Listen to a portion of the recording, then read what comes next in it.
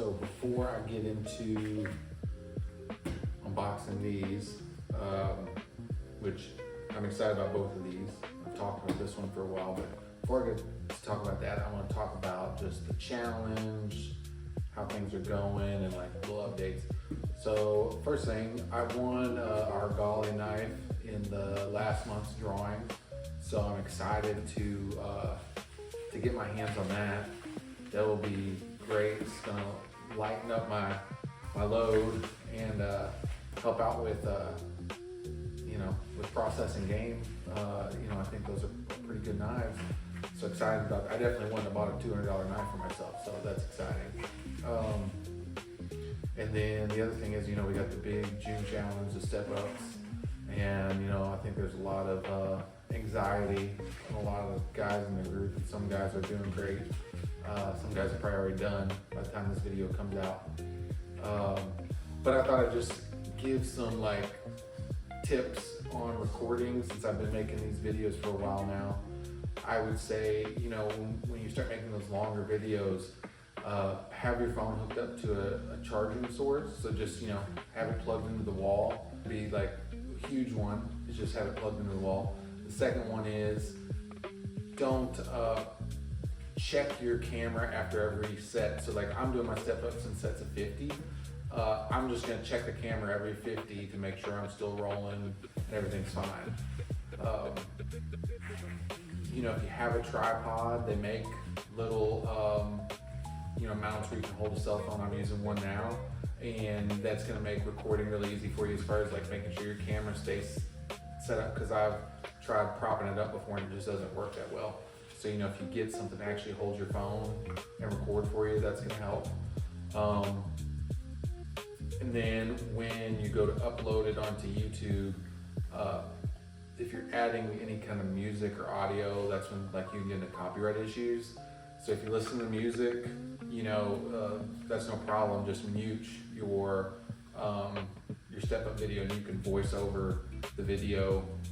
You can use some really basic editing software. I think the stuff that comes with iMovie, that comes with an iPhone, can do that kind of stuff. So I use CapCut, but I'm pretty sure you can do that with the iVideo. But good luck to everybody on this month's challenge, and finishing up the big three. So let's get into this. First, I'll start with this one because it's open.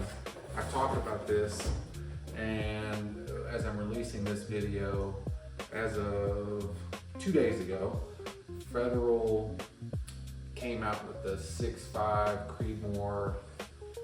I forget what they're calling it. It's premium or prestige, but it's pretty much like a plus P ammo for rifles, and it's a really clever idea. And part of me, I ended up going with the 6.5 PRC. Part of me, if I'd known that was coming out, would have went with the 6.5 Creedmoor. However, the one thing I'm gonna say is, if you have a 6.5 Creedmoor rifle, and you're like, okay, well now I'm gonna get the same benefits of the 6.5 PRC.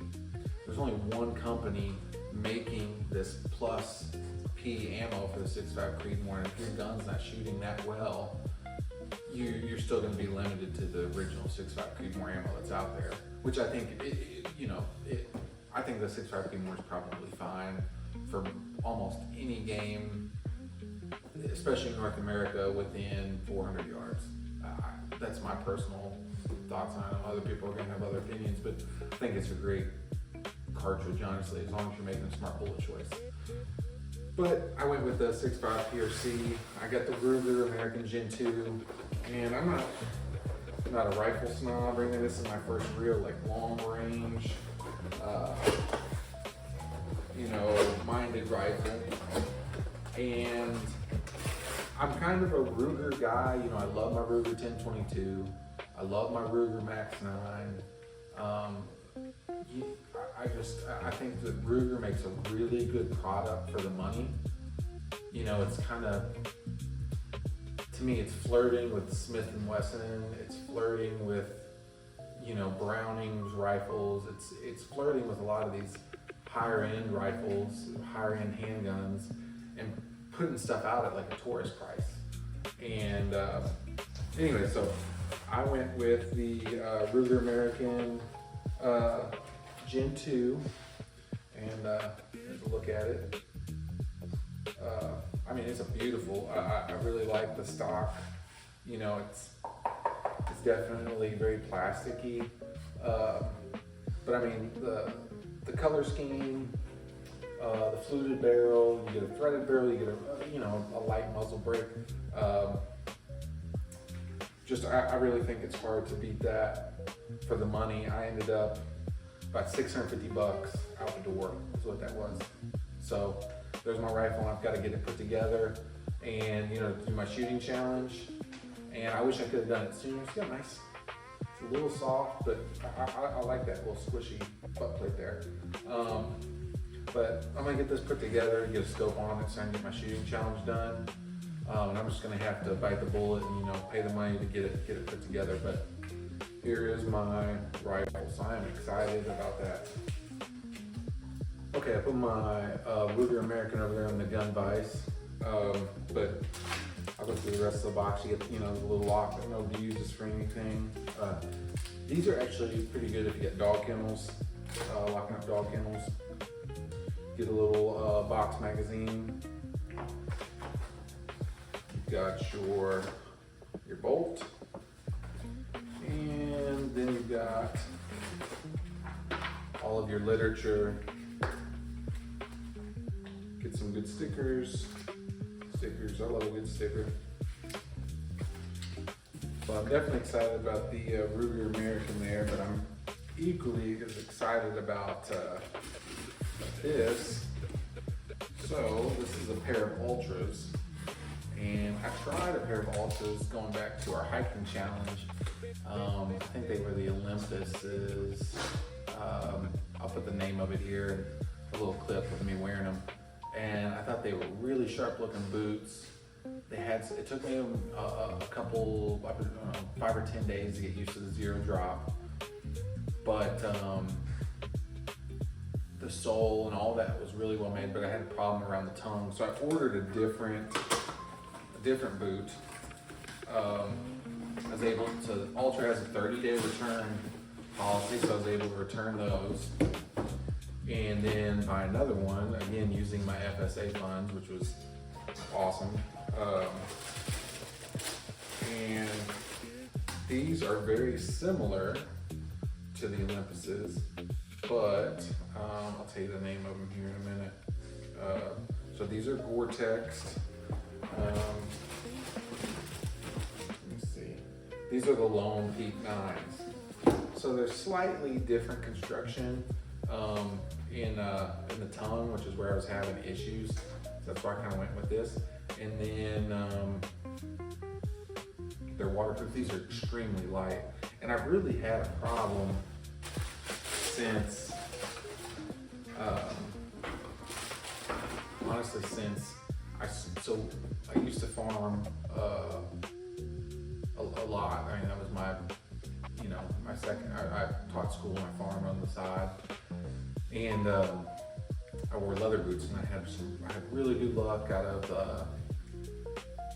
was like Georgia boots, and then that was like a cheap boot. But then I always liked Irish setters, and I always had really good luck with those boots. And they were just all leather. They were very comfortable. They didn't breathe super well, but they were super comfortable work boots. And then switching to synthetic boots. And as I was hunting, I wasn't, doing a lot of hiking. I was in tree stands, I was brushing through brush. I had special boots with hip waders on them for hunting. So, I wasn't wearing a synthetic boot to hike around in. And I tried a pair of Zamberlins, they just didn't fit my foot well. And I tried those Ultras and, didn't work for me out on the tongue. So I'm hoping that this is the ticket here. So I'll keep you guys updated on that. And these weren't too badly priced. I think I got into these for $100 and I want to say it was like in the 170, 180 range for a pair of boots. Is really not bad. So I got those. I'm excited about those. So my next video I'm hoping is me doing 1,000 step ups. I'll kind of show you guys how I'm doing that. Get it out before the end of the month, so if somebody's needing to watch somebody else before they do their video, I'll have that out there. And then putting together my Ruger American and doing the shooting challenge. And then I've got the 24 and 24 where I'm going to be trying to do a 50K. So I'm going to try to run/walk 50K. I think I can do it less than 8 hours is the goal. So I have those videos coming, and I appreciate you guys watching, and we'll see you on the next one.